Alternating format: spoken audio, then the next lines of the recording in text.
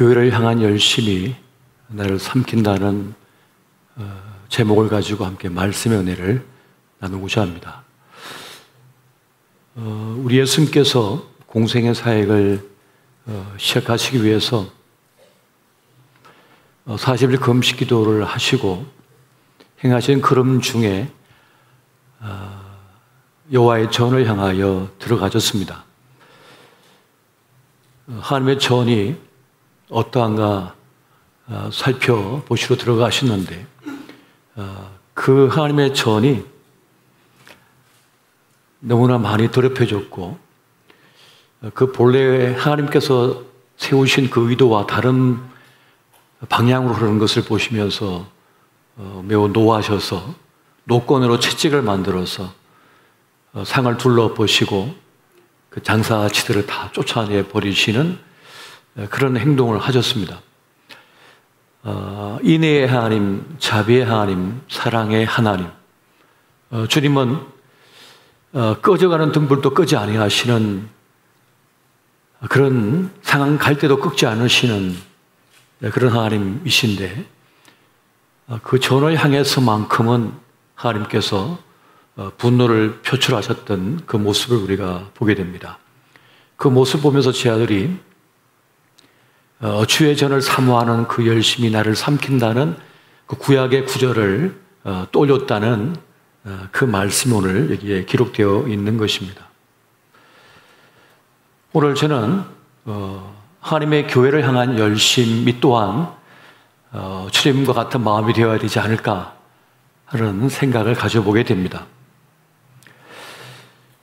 우리 있음은 사실 우연이 아닌 거죠. 하나님의 계획 큰 뜻 속에 지금 우리가 부름을 받은 것입니다. 그러니까 우연히 있는 존재가 아니라는 거예요.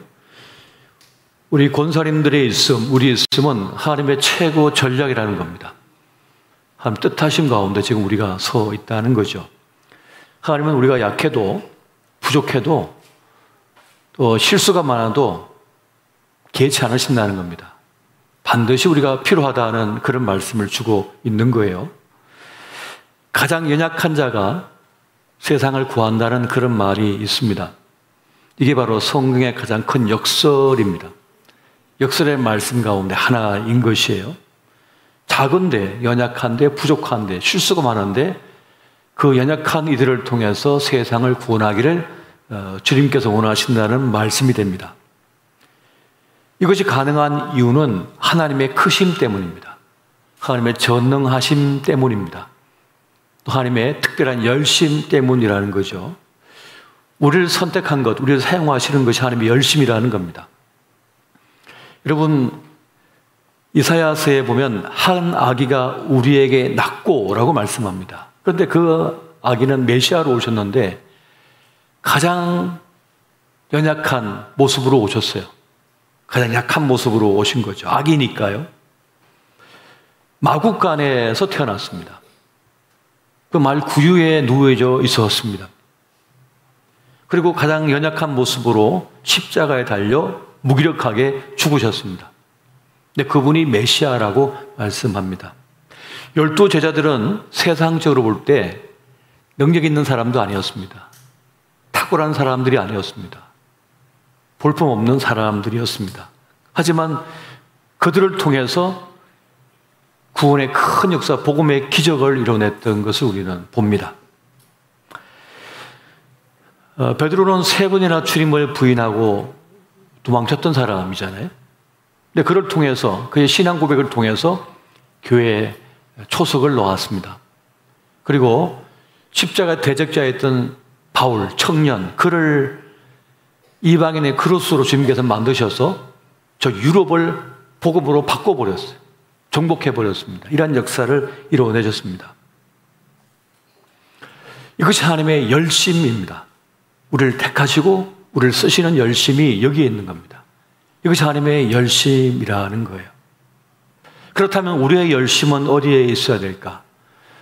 우리는 어떤 모습으로 주님 앞에 서야 되고 또 교회를 향하여 헌신의 모습으로 서야 될까 하는 생각을 가져보게 됩니다. 그래서 3가지를 한번 생각해 보았습니다. 그 첫 번째는 하나님의 부르심에 가장 중요한 조건이 있다는 것입니다. 부르심에 가장 중요한 조건이 있다는 거예요. 그 조건은 뭐냐? 예수를 품을 수 있는가입니다. 예수를 품을 수 있는가? 그 신령한 빛 대신 주님을 나의 보배로 삼을 수 있는가, 이런 뜻입니다. 예수를 품을 수 있는가란 뜻은 그 주님을 보배로 여기고 있는가입니다.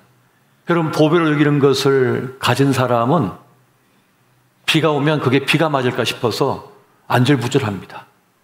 무슨 똥인가 하는 걸 갖다가 선물 받으면 남편에게 비가 오면 어떡합니까? 자기 머리는 비 다 맞아도 상관없어요. 홀딱 져도 상관없어요. 이 가방은 적시면 안 돼. 품에 안고 막 뛰죠. 들고 뛰는 겁니다. 그런데 손으로 막 들고 뛰는 거는 이건 그냥 별로 볼 일 없는 거예요. 비바람 막힐 때 여러분 아기를 가슴에 품고 이 아기가 비 맞을까 싶어갖고 막 그렇게 다니지 않나요? 그 추운 겨울에 그 눈보라가 막 치면 우리 아기 감기 걸릴까 싶어서 품에 안고 막 이렇게 눈 안 맞게 해가지고 차에 태우지 않나요? 왜 그렇습니까? 보배니까. 보물이니까. 예수를 품을 수 있는가 하는 뜻은 바로 주님을 보배로 여길 수 있는가 하는 그런 뜻입니다. 그래서 예수가 그 안에 있는 사람은 불꽃이 있어요. 신성한 불꽃이 타오르고 있습니다. 그래서 세상의 문법이 아닌 하나님의 법과 식으로 살아내는 삶을 살고자 하는 것입니다. 수넴 여인이 엘리사를 보면서 뭐라고 말하고 있냐면, 그런 하나님의 거룩한 사람인 것을 내가 안다, 이렇게 말을 합니다. 그런 하나님의 거룩한 사람이라는 거예요. 어떻게 압니까? 그런 세상의 문법과 식으로 살지 않습니다. 하나님의 법과 식으로 살아내는 사람이기 때문에 그렇습니다. 로마서 12장 2절 말씀 같이 한번 보겠습니다. 시작. 너희는 이 세대를 본받지 말고 오직 마음을 새롭게 함으로 변화를 받아 하나님의 선하시고 기뻐하시고 온전하신 뜻이 무엇인지 분별하도록 하라. 주의 뜻이 무엇인지 분별하면서 따르기 때문에 세상의 풍조, 사상을 따르지 않는다는 겁니다. 이것이 거룩한 하나님의 사람이라는 것을 말하는 것입니다. 오늘 아침에 문자가 왔습니다. 저 서울에서 생각하는 저희 후배 목사가 문자를 보냈어요. 어떤 문자냐면 오늘 청주 지역에 신천지 요한 지파가 총동원령을 내렸다. 그래서 혹시나 교회에서 오늘 안 보이는 사람 있으면 유의해서 살펴보세요 하고 문자가 온 거예요. 오늘 요한 지파가 장자 지파래요, 신천지에서는. 그래서 오늘 총동원령을 청주에 내렸대요. 그래서 교회 안 오는 신자가 있으면 한번 살펴보라는 그런 긴급 문자가 온 거예요, 카톡으로. 지금 없다고 다 의심할 건 아니지만은 오늘 누구 안 왔네, 누구 없네, 오늘 이 사람 혹시 그쪽 아닌가 싶을지도 모르겠습니다만, 저 이단들도 총동원령을 내리면 다 모여든답니다. 저 이단들도 말이죠. 하나님의 사람들, 하나님의 부름을 받은 주님의 일꾼들은 열심을 가지고 하나님을 따르는 사람들인 거죠. 그 이유는 그 중심에 예수가 있기 때문에 그렇습니다. 예수가 불타오르기 때문인 거죠. 그래서 그의 생각하는 바가, 말하는 바가, 행동하는 바가 주님을 반영할 수밖에 없습니다. 주님이 그 안에 들어앉아 있으니까. 그가 하는 말, 그의 태도, 그의 행동은 예수가 나타날 수밖에 없다고요. 그런데 그 속에 예수가 아니라 금덩어리가, 돈이 그에게 인생의 보물이고 진리라면 그에 따른 행동을 할 수밖에 없다는 것입니다. 가룟 유다처럼. 가룟 유다는 결정적인 순간에 예수님을 팔아먹었죠. 팔아서 은 30냥을 얻었지요. 그런 모습이 나타날 수밖에 없다는 겁니다. 베드로는 통곡을 했어요. 자기 부족함을 깨닫고 통곡을 했어요. 그 통곡이 그를 살려낸 거죠. 그 통곡이 그를 교회 초석이 되게 했습니다. 진정한 신앙 고백의 사람이 되게 만든 거죠. 그러니까 진짜 예수가 그 안에 있는 사람은 통곡할 줄 아는 거예요. 내가 이것밖에 안 됐나? 내가 권사한데 이것밖에 안 되는가? 하면서 자신을 한탄하면서 자신의 한계를 실감하면서 통곡하는 거예요. 나는 이렇게 형편없는 권사였구나. 형편없는 집사였구나. 하면서 자책을 하는 거예요. 뉘우치는 거예요. 이게 진짜 예수가 있는 사람의 모습인 거죠. 이것 또한 하나님을 향한 열심이 되겠습니다. 그를 살려내는 것입니다. 두 번째는 하나님이 쓰시는 사람의 전제 조건은 자기 부인이라고 하는 것입니다. 여러분, 하나님께서 쓰실 수 없는 사람이 있습니다. 자기를 부인할 줄 모르는 사람입니다. 자기를 내려놓을 줄 모르는 사람은 하나님께서 쓰실 수가 없는 거예요. 하지만 그가 강하든지 약하든지 부하든지 가련하든지 배웠든지 못 배웠든지 상관이 없이 자기를 부인할 수 있는 사람은 주님의 쓰실 수 있는 일꾼이 될 수가 있는 것입니다. 자기를 부인하는 사람만이 하나님의 법과식을 따를 수가 있기 때문에 그러한 것이죠. 여러분, 이것이 세상을 당황스럽게 만들어버리는 겁니다. 네덜란드에 덕 크렘스라고 하는 사람이 있었습니다. 이 덕 크렘스가 예수 믿는 것 때문에 일단의 사람들에게 탄압을 받습니다. 그러다가 갇혀요. 그 엄동선 안에 갇힙니다. 그런데 같이 있던 사람들이 하나 둘씩 처형을 당해요. 당시는 신교와 구교의 큰 갈등 속에 있었기 때문에 그런 처참한, 비참한 일들이 많이 있습니다. 그런데 그 상황 속에서 그 감옥을 탈출하게 됩니다. 막 탈출해서 강으로 뛰어 들어갔는데 마침 그 강이 얼었어요. 그래서 그 강 얼음 위를 막 달려갑니다. 그런데 끝까지 추격한 사람이 있었어요. 이 덕 크렘스를 쫓아 추격한 사람이 있었어요. 그런데 뒤에 쫓아오다가 그만 그 얼음이 금이 가면서 깨져갖고 강물에 빠져버립니다. 그런데 이 덕 크렘스는 달려갈 수가 없었어요. 차마 그를 외면할 수가 없어서 깨진 얼음 그 위를 붙잡고 있는 그 사람을 향해 돌아갑니다. 그리고 그 사람 손을 붙잡고 끌어냅니다. 그런 가운데 추격하던 무리가 쫓아왔죠. 결국 잡혀서 그날 밤에 화형을 당합니다. 왜 그럼을 멈추었을까요? 그냥 도망치면 될 것을. 내가 그냥 가면 그 추격자가 강물에 휩쓸려 죽을 거니까 자기 목숨과 맞바꾼 겁니다. 이것이 어떻게 가능합니까? 그 안에 신성한 불꽃이 타오르고 있었기 때문에. 그 신성한 불꽃이 뭡니까? 예수라고 하는 불꽃입니다.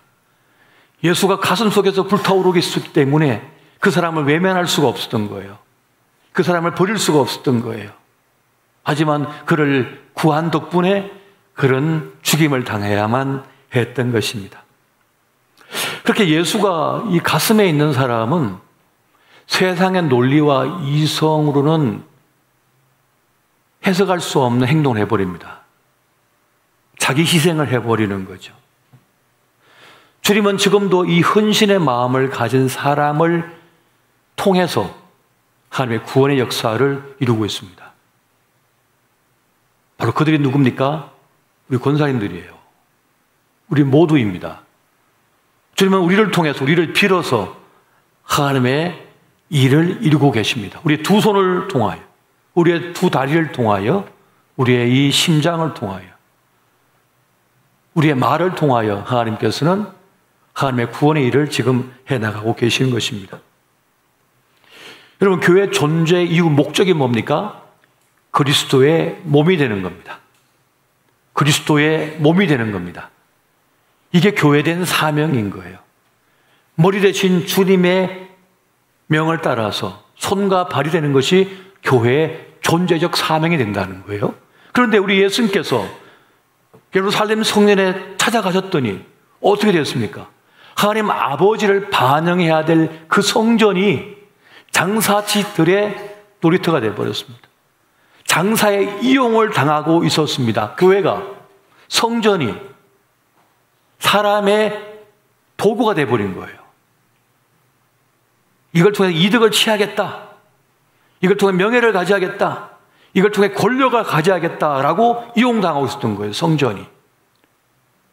통치자는 헤롯은요, 이 성전 중심의 신앙을 이용해가지고 자기 정치 권력을 유지하려고 했죠. 그래서 정치인들이 투표 때만 되면 교회 찾아가잖아요. 왜요? 표를 얻기 위해서. 그래서 기독교 신자가 아닌 사람이, 뭐 불교 신자가 아닌 사람이, 천주교 신자가 아닌 사람이 가가지고 세례받고 영세받고 수계받잖아요. 표 하나 더 얻으려고. 그건 뭐죠? 진정한 신앙이 아닌 거죠. 이용하려는 거잖아요. 우리 예수님께서 예루살렘 성전에 들어가셨을 때 바로 그런 현실을 목도하시면서 붕괴하시고 마음이 아프셨던 거죠. 그래서 그들을 꾸짖었던 거예요. 그들을 채찍질하셨던 거예요. 깨우치라고, 하나님 뜻이 아니라고 하는 그것을 말씀하고 계셨던 것입니다. 교회된 우리는 주님께서 원하시는 바 그리스도의 몸이 되어야 합니다. 저도 그렇고 여러분도 그 사명을 가진 겁니다. 나이가 들면서 나타나는 특징이 있대요. 입맛이 없어진대요. 우리 권사님들 그러셔요? 입맛이 너무 나는데 목사님. 그러면 아직 나이 든 게 아닌 것일 수도 있습니다. 또 연세가 되시면 웃음이 사라진대요. 근데 맨날 웃으시는데, 그러니까 아직 나이 드신 게 아닐 수도 있습니다. 기쁨이 사라진대요. 근데 아주 늘 기뻐하시는 모습 보니까 나이 드신 것이 아닐 수도 있습니다. 열정이 사라진대요. 근데 아직 패션이 있어요. 열정이 있으시잖아요. 그러니까 아직 젊으신 걸로 말씀드릴 수가 있겠습니다. 여러분, 우리의 육신은 시간이 거듭될수록 약해지는데요. 근데 우리 속사람은 강건해진다고, 깊어진다고 말씀해 주고 있습니다. 고린도후서 4장 16절 말씀 같이 한번 보겠습니다. 고린도후서 4장 16절 말씀. 자, 시작. 그러므로 우리가 낙심하지 아니하노니 우리의 겉사람은 낡아지나 우리의 속사람은 날로 새로워지도다. 아멘. 우리의 영성은 더 깊어진다는 거죠. 더 주님과 가까워진 사람이 된다는 거예요. 그러니까 영적인 사람이 된다는 거죠. 제가 처음에 교회를 이제 출석해야 되는데, 교회 나가서 힘들었던 게 뭐냐, 암기하는 게 너무 많은 거예요. 뭐 주기도문도 암송해야지, 사도신경도 암송해야지, 십계명도 암송하라고 그러지. 또 그때 저를 지도했던 목사님은 성경 구절을 암송하는 걸 너무 좋아하시는 거예요. 매 토요일마다 우리 학생부 모이면은 암송하라는 거예요. 근데 암기력이 좋은 친구들은 그게 참 좋지만 암기력이 없는 친구들 스트레스예요. 그래서 교회를 막 안 나오려고 하더라고요. 근데 어쨌든 그때 암송하고 암기한 것들이 매우 큰 유익을 가져다 줬는데요. 그런데 잘 안 이어졌던 것 중에 하나가 사실은 성령의 9가지 열매였던 것으로 제가 기억을 합니다. 갈라디아서 5장 22절부터 23절 이 말씀은 사실 매우 어려운 말씀이에요, 사실은. 우리 같이 한번 볼까요? 시작. 오직 성령의 열매는 사랑과 희락과 화평과 오래 참음과 자비와 양선과 충성과 온유와 절제니 이 같은 것을 금지할 법이 없느니라. 아멘. 암기는 어떻게 되는데 이게 잘 안 돼요. 사랑이 잘 안 돼요. 여러분, 사랑이 쉽습니까? 미워하는 게 쉽거든요. 삐지는 거 쉽거든요. 근데 사랑하는 건 사실 어렵잖아요. 오래 참는 게 쉽습니까? 곧바로 반응 보이는 게 더 편하죠. 오래 참는 건 어려운 겁니다. 자비가, 용서가 쉽습니까? 금방 보복하는 게 더 수월하죠. 더 수월합니다. 온유가 쉽습니까? 그냥 화내버리는 게 더 좋죠. 더 편합니다. 충성이 쉽습니까? 그냥 조금이라고 많이 받고 싶어요. 충성은 힘든 겁니다. 힘든 일인 거예요. 절제가 쉽습니까? 그냥 느끼는 대로 하고 싶어요. 그냥 느껴지는 대로 살고 싶은 거잖아요. 근데 절제가 된다고 말씀하고 있습니다. 그러니까 성령 충만은 우리의 본성과는 다른 거예요. 내가 하기 싫은 거, 원치 않는 거를, 그 하기 어려운 거를 하게 만들어버리는 게 뭡니까? 성령의 역사라는 겁니다. 성령 충만하면, 성령의 역사하면, 하나님 영이 그에게 머물고 있으면 그 어려운 사랑이 된다는 거예요. 그 어려운 용서가 된다는 거예요. 그 어려운 절제가 된다는 거예요. 그 어려운 온유가 내 안에 있게 된다는 것입니다. 그래서 우리는 하나님의 손과 발이 될 수 있는 겁니다. 하나님의 성령의 충만함, 하나님 영이 내 안에 불타고 있을 때, 예수의 불꽃이 불타오르고 있을 때 우리는 그 어려운 걸 할 수가 있는 거예요. 나를 넘어선 초월한 그런 행동을 보인다는 것입니다. 그렇게 우리는 하나님의 축복의 통로가 될 수 있는 겁니다. 오늘 이 자리에 계신 우리 권사님들 뿐만 아니라 우리 모두가 성령 충만한 주님의 사람 되시기를 예수 이름으로 축원드립니다. 하나님께서는 우리를 때로 영적으로 진단을 하시는데요. 그 영적 진단을 통해서 빨간불이 켜졌다고 신호 주실 때가 있습니다. 그래서 수많은 선지자들을 보내서 이스라엘 백성들에게 경고하셨잖아요. 돌아오라고, 돌아오라고. 영적 녹조 현상이 있습니다. 이 녹조가 되면 생태계가 위험하다는 신호잖아요. 이 생태계에 문제 생겼다. 녹조 현상을 반드시 해결하라. 강의 녹조 현상도 문제지만 바다의 녹조 현상이 심각해지면 생태계가 위험한 겁니다. 그런데 이것을 단번에 해결할 수 있는 길이 있죠. 뭐죠? 여름날에 태풍이 부는 거예요. 허리케인이 오는 거예요. 그래서 바다를 확 지져버리죠. 저 위에 있는 거 밑에 있는 거 갖다 다 휘저어버려요. 그러면 어떻게 됩니까? 깨끗해져요. 정화되어 버리죠. 그것처럼 하나님께 우리 영적 녹조 현상이 있을 때 주님께서는 우리를 휘저어버리셔요. 고난의 시간도 주시고 넘어짐의 시간도 주시고 꾸짖는 시간을 주셔서 채찍을 때리시는 거죠. 그러면서 정신이 번쩍 들게 만드는 거예요. 아, 이게 아니지. 그래, 이건 아닌 거구나. 깨닫게 만들어버리는 거예요. 이게 진리가 아니구나. 진리처럼 붙들고 살았는데 이게 진리가 아니구나 하는 걸 깨닫게 됩니다.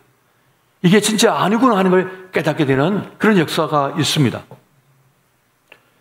그래서 하나님께서는 우리에게 많은 걸 가르쳐 주시죠. 자연 만물을 통해서 모든 것은 원활하게 흘러야 된다는 것을 말씀해 주고 있습니다. 우리 몸도 그렇잖아요. 이 피가 잘 돌아야 되잖아요. 모든 영양분이 골고루 우리 몸에 돌아야 되잖아요. 근데 너무 욕심 부려가지고 하나에 딱 뭉쳐버리면 어떡합니까? 죽여버리죠, 사람을. 쓰러지게 만들어버리죠. 그래서 너무 많이 먹으면 안 되는 거예요. 너무 많이 가져도 안 되는 거예요. 너무 많이 쌓아놔도 안 되는 거예요. 왜? 그것이 진리처럼 느껴지거든요. 그 주님께서 흘러가게 만드시는 거예요. 흘러가게. 교회도 너무 헌금이 많이 쌓이면 문제가 됩니다. 다툼이 일어납니다. 교회가 엉뚱한 데 관심을 가지기 시작하는 거예요. 그래서 적당하게 좋은 곳에, 꼭 필요한 곳에 위대한 하나님 역사를 위하여 빨리 흘려보내야 되는 거예요. 그래야 그 교회가 건강한 교회가 될 수가 있습니다. 그래서 하나님께서는 우리를 향하여서 쓰라, 섬겨라, 땀 흘려라 라고 말씀하는 거예요. 여러분, 우리에게는요 은사와 재능과 능력이 있습니다. 그런데 그것을 사용하지 않으면 허무하게 된다는 거예요. 영혼의 무력감 속에 빠져들게 된다는 거예요. 자기 효능감을 경험하지 못하게 돼버립니다.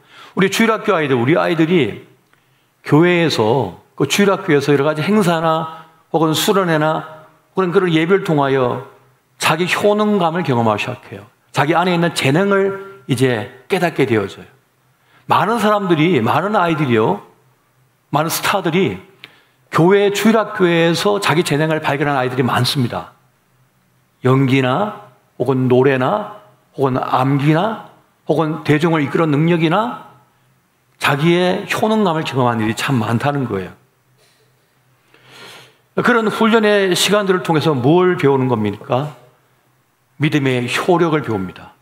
믿음의 훈련을 통하여 믿음의 효력을 경험하기 시작합니다. 믿음의 효능감을 경험하기 시작하는 거예요. 다시 말하면 세상의 논리가 아니라 영적 논리가 있다고 하는 것을 깨닫습니다. 세상 전체를 움직이는 것은 세상의 논리, 논법이 아니라 문법이 아니라 하나님의 논리, 하나님의 문법으로 움직여지고 있다고 하는 사실을 교회의 믿음의 훈련의 시간들을 통하여 아이들이 깨닫게 되는 것입니다. 다시 말하면 정리하면 뭡니까? 구원은 하나님께 있다는 사실을 배우게 되는 겁니다.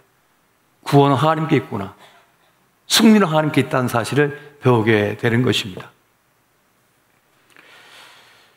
지금은 변화의 시대이죠. 환경이 바뀌면 과거의 계획은 무의미하게 될 때가 많습니다. 세상의 변화, 급변하면요, 과거에 세웠던 계획과 뜻은 무의미가 될 때가 참 많은 거예요. 그때는 삶에 대한 정의도 새롭게 내려지게 되거든요. 그러니까 우리는 급변하는 세상 속에서 그동안 믿었던 진리가 아님을 깨닫기 시작합니다. 그런데 그 변화를 주님께서 주셔요. 머물게 하지 않으시고 어떤 극적인 변화, 극적인 위기를 통해서 진짜 진리를 깨닫게 만들어 버리십니다. 그걸 통해서 주님께서는 진짜 진리는 하나님이시라고 하는 것을 깨닫게 만들어 버립니다. 그저께 안타까운 사건 소식을 들었습니다. 쿠팡의 하청을 맡고 계신 한 사장이 있으셨대요. 이분이 청주와 오산을 책임지고 있었답니다. 그런데 이번 여름에 그 물량을 다 해결하지 못해서 그만 자기 스스로 생을 마감하셨어요. 로켓 배송 뭐 이런 거 있잖아요. 로켓 뭐 설치도 있다면서요. 12시 전에 주문하면 그 다음 날 설치가 다 돼야 된대요. 그럼 얼마나 빨라야 됩니까? 그런데 이번 여름에 40건이 계약 해지될 상황 속에 빠졌대요. 왜? 배달한 사람이 없어가지고, 설치한 사람이 없어가지고, 아무리 머리를 굴리고 전화를 돌려도 그걸 해결하지 못해요. 그런데 그 계약이요, 한 건이라도 실수가 나면요, 계약 해지된답니다. 자기가 맡은 이 권리가 사라진대요. 그걸 못 견뎌서 그냥 가셨어요. 세상의 진리가 뭐죠? 요즘 진리가 뭡니까?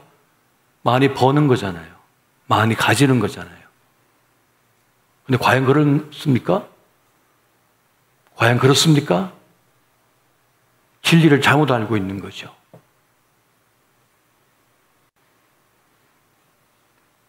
내가 나를 구원할 수 있다. 내가 나를 구원해야 된다. 그 논리에 지금 빠져 있습니다. 수많은 사람들이. 열심히 살아요. 정말 열심히 삽니다. 우리 아이들 정말 열심히 공부하지 않나요? 정말 열심히 공부합니다. 죽도록 공부합니다. 우리 아이들, 젊은 친구들 정말 열심히 살지 않나요? 열심히 일하지 않나요? 열정을 다하지 않나요? 근데 세상은 왜 이렇습니까? 열심히만 산다고 해서 되는 것이 아니라고 하는 것을 세상은 우리에게 알려주고 있습니다. 성경이 가르쳐주는 하나님은 구원이시다라고 하는 그 진리 속에서 주님은 우리에게 가끔씩 하신 말씀이 있습니다. 기다리라. 기다리면 안 되는데요.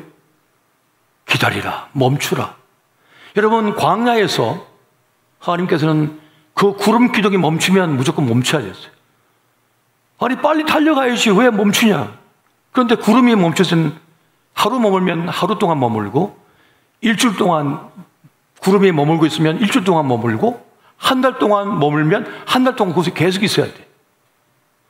사람의 논리로는, 이성으로는 말도 되지 않죠. 빨리 와 가야지. 왜 여기서 농땡이 부리고 있냐고요. 왜 시간을 낭비하고 있냐고요. 근데 주님은 말씀합니다. 시간 낭비가 아니라고. 그냥 기다리라라고 말씀하시. 그냥 멈춰 있으라라고 말씀합니다. 아니, 이것이 얼마나 많은 손해예요. 주일날 일해야지. 계속 일을 해야지. 근데 멈춰 쉬래요. 세상의 논리를 보면 바보, 멍충이죠. 이 얼마나 어리석은 일입니까? 돈 더 벌어야 되는데. 그래서 주님은 말씀합니다. 멈추라. 좀이 쑤셔도 멈추라. 쉬라. 가족과 함께 있으라. 아내와 함께 있으라. 자식들과 함께 있으라. 멈추래요. 그러면 그 멈춤이 손해인가? 그 멈춤이 망하는 길인가? 그렇지 않다는 겁니다. 다 가지지 마라. 다 가져야 되는데, 다 해야 되는데, 다 먹어야 되는데, 주님께서 다 먹지 마라. 다 가지지 마라. 손해보는 것 같아요. 주의 말씀을 따르면 손해보는 것 같아요. 내가 망하는 길 같아요. 그렇지 않다는 겁니다. 그렇지 않다는 겁니다. 기다리는 것, 인내하는 것은 어렵습니다. 그러나 하나님 믿는 믿음으로는 할 수 있습니다. 나를 맡겼기 때문에. 요한복음 6장 29절 말씀 같이 한번 보겠습니다. 요한복음 6장 29절 같이 봅니다. 시작. 예수께서 대답하여 이르시되 하나님께서 보내신 이를 믿는 것이 하나님의 일이니라 하시니. 하나님을 믿는 것이 하나님 믿는 일이라고 말씀하고 있습니다.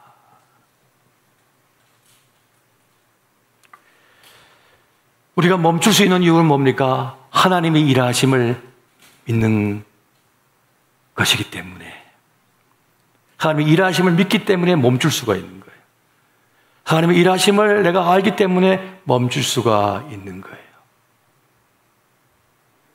365일이니까 한 500일처럼 살면 되겠다. 한 해 살고 끝납니다. 그러면 한 해 살고 끝난다니까요. 자동차도 일주일 내내 켜놓으면요, 시동 걸어놓으면 불납니다. 기계도. 하나님의 법칙, 하나님의 법과식은 세상의 논리와 이성을 볼 때는 어리석어 보이지만 그렇지가 않아요. 하나님은 진리시니까 진짜 우리를 아시기 때문에 말씀하는 겁니다. 쉬면 손해볼 것 같지만 그렇지 않아요. 여러분, 페니실린 아시잖아요. 최초의 항생제잖아요. 그것을 어떻게 발견했죠? 알렉산더 플레밍이 깜빡 잊고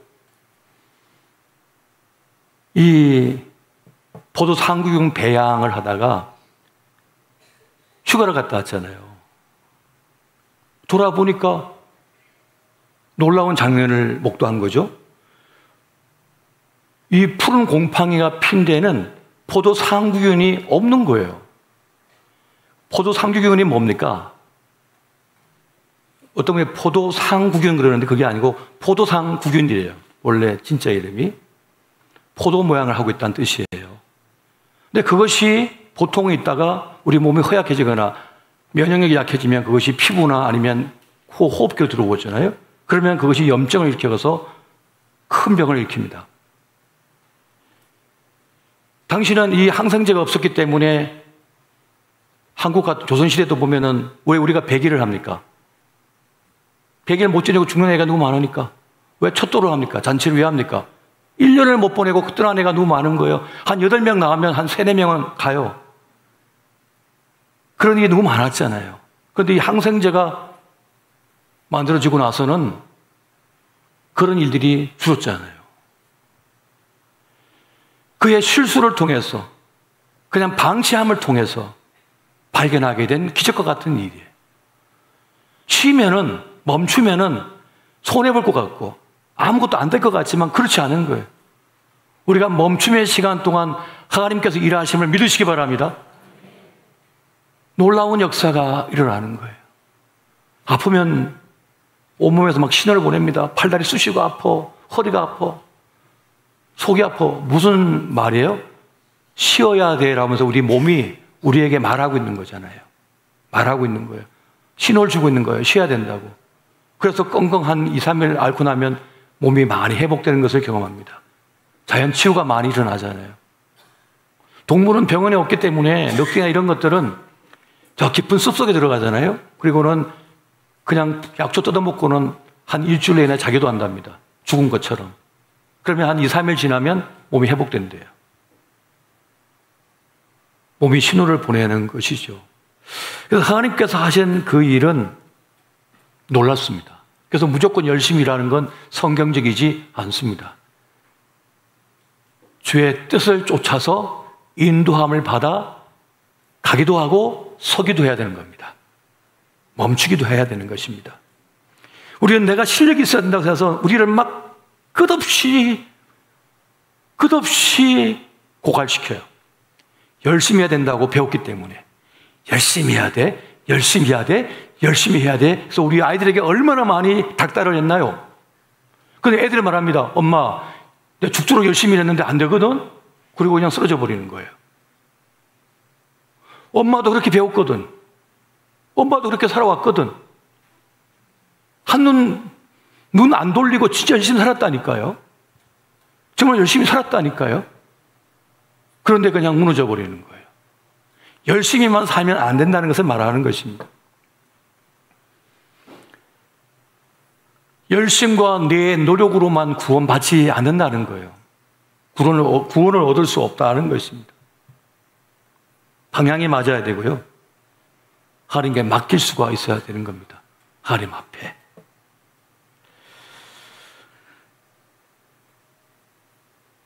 너무 열심히 해서 성공하면 사람은 교만해질 수밖에 없고 오만에 빠질 수밖에 없습니다. 내가 열심히 해서 교회를 성장시켰다, 부흥시켰다고 생각되면요, 내가 했다고 생각합니다. 내가 사람들을 모았어, 내가 부흥시켰어. 소유권을 주장해요. 권리를 주장해요. 우리 순모임, 우리 선교회, 내가 열심히 해갖고 내가 이만큼 모았고 이만큼 잘 돼 라고 하게 되면 어떡하죠? 교만해집니다. 오만에 빠지는 거예요. 하지만 은혜로 된 것이다 하는 믿음을 가지게 되면 교만할 것도 없고 오만할 것도 없습니다. 시험에 들지도 않습니다. 여러분, 사실 나를 부인하는 것이 제일 어려운 일입니다. 자기를 부인하는 일이 제일 힘든 일입니다. 자기를 부인하는 것이 가장 어려운 믿음의 열심의 모습입니다. 어찌 보면 자기를 부인하는 것이 자기 십자가를 지는 것인지도 모르겠습니다. 내 생각, 내 판단을 내놓는다? 이것은 가장 어려운 일이지만 이것이야말로 우리를 살리는 일이고 하나님의 역사를 경험하는 일입니다. 우리 전투기 조종사들이 야밤에 기동을 하면서 작전을 전개할 때 가장 위험한 사고가 버티고라고 합니다. 이 전투기가 그 깊은 밤에 하늘을 나르다 보면, 기동을 하다 보면 어느 순간 바다와 하늘이 구분이 안 돼요. 너무 맑은 이 바다가 하늘을 그대로 비추고 있기 때문에 위아래가 똑같아 보여요. 그러면 우리 몸 자체가 내가 지금 제대로 날고 있어 라고 생각하는 거예요. 사람의 이 본능은 내가 옳다라고 하는 기본적인 반응, 신체 반응에 작동이 있대요. 내가 가는 게 똑바로 맞아라고 하는 생각이 있대요. 뒤집어졌는데도 내가 똑바로 서 있다고 생각하는 거예요. 그래서 조종관을 당기면 그대로 그냥 1초 사이에 바다로 들어가서 파괴되죠. 그 장력에 의해서 그냥 다 깨져버리는 겁니다. 전투기가. 물속에 들어가는 게 아니에요. 속도 때문에 그 바다의 장력으로 충돌하면 그냥 터져버리거든요. 그때 봐야 되는 게 계기판입니다. 계기판을 딱 보면 이게 지금 거꾸로 되어 있다는 게 표시가 돼요. 그런데 그 순간 1, 2초 사이에 판단해야 되는데 그냥 계기판 틀렸네. 이 계기판이 고장났네. 그러면서 그냥 당긴답니다. 그래서 요즘 최신형 전투기는 삑삑삑 소리가 난대. 좀 뒤집어져 있다고 삑삑삑 소리 나면 내가 지금 뒤집어져 있구나 라고 안돼요. 그런데 문제는 그럼에도 불구하고 그걸 부정하려고 한답니다. 그 싸움이 0. 몇 초 사이에 싸움이 있대요. 이거 왜 이래 이거? 내가 똑바로 가고 있는데 왜 이래? 이거 점검 제대로 안 했나 하는 생각이 순식간에 든대요. 근데 그 0. 몇 초 사이에 판단해야 된다는 거예요. 그럼 어떻게 해야 되죠? 나를 부인해야죠. 난 틀렸어 라고 하면서 그 계기판에 그 신호를 따라 있는 거예요. 그런데 그럼에도 불구하고 가끔씩 그 사고가 여전히 나고 있습니다. 왜요? 나를 부인하기 힘들기 때문에. 자기를 부인하기 힘들기 때문에 그렇습니다. 최근에 한 급발진 사고라고 주장된 일이 있었지 않습니까? 그래서 자신감 있게 나는 이 페달 블랙박스도 있다 해갖고 제출했대요, 경찰서에. 같이 경찰하고 앉아서 그걸 돌려보는데 분명히 자기가 엑셀을 밟다가는 빨라서 발을 떼가지고 브레이크를 밟았는데 급발진됐다라고 주장했는데 페달 블랙박스를 딱 보니까 엑셀을 밟고 있던 발을 잠깐 떼었다가 다시 엑셀을 밟더랍니다. 그래서 이 남편이 충격을 받은 거예요. 어떻게 된 거지? 내가 틀렸구나. 내가 잘못했구나. 그래서 죄송하다 그럽니다. 경찰서에서. 본인은 반드시 분명히 내가 옳다라고 얘기하고 있지만 그 영상을 보니까 자기가 틀렸던 거예요. 그렇습니다, 여러분. 자기를 부인하는 것이 제일 어려운 일입니다. 자신을 부정하는 것이 내가 틀렸다고 인정하는 것이 그렇게 어려운 일이에요. 그런데 내가 틀렸다고 자기를 부인하는 그 열심, 그 열정이 있을 때라야 우리는 주님의 일을 받들 수가 있습니다. 주의를 감당할 수가 있습니다. 그럼 마지막으로 여러분, 교회를 향한 열심이 있는 사람은 미움받을 용기가 있어야 합니다. 한번 해보세요. 미움받을 용기가 있어야 한다.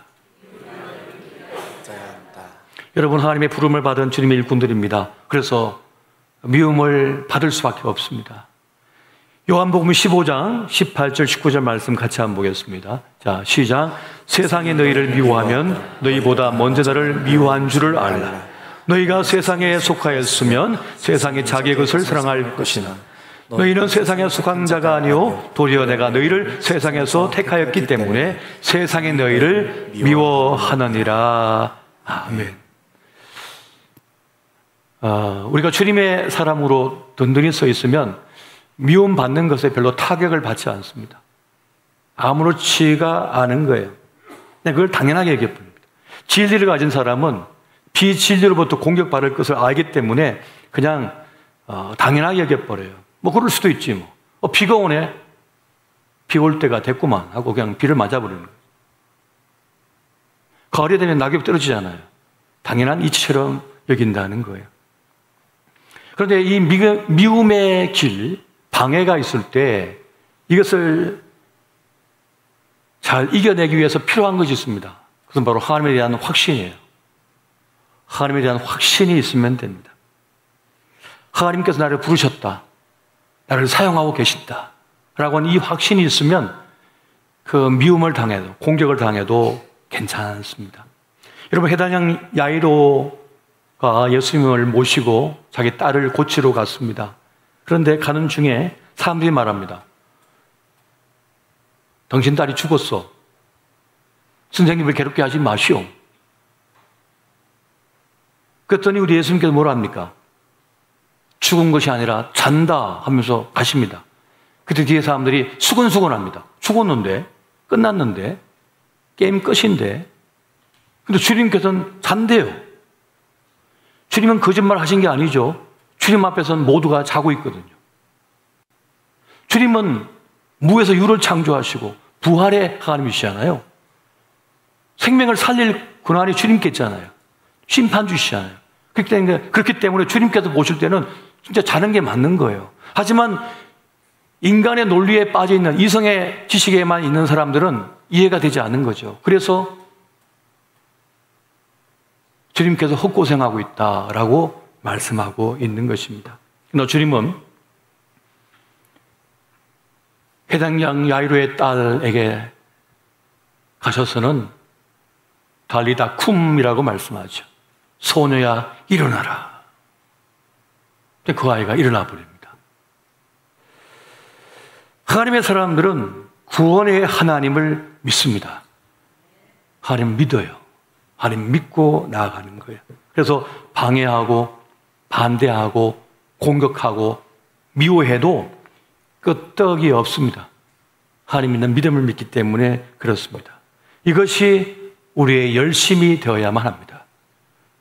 주님을 믿는 그 믿음으로, 그 열심으로 나아가야 합니다. 우리가 주님의 거룩한 글을 붙들고 짊어지고 나아가려 하면 방해가 있습니다. 반대가 있습니다. 공격이 있습니다. 온갖 말로 흔들어 놓습니다. 분열시킵니다. 그러나 하나님 믿는 믿음으로 나가는 사람은 확신이 있어요. 주님께서 나를 부르셨고 나를 사용하고 계신다. 칭찬 안 받아도 괜찮아요. 반대를 해도 상관이 없어요. 그냥 거기를 가버리는 거예요. 주님은 우리를 굳이 쓰시겠대요. 주님은 굳이 여러분을 쓰시겠답니다.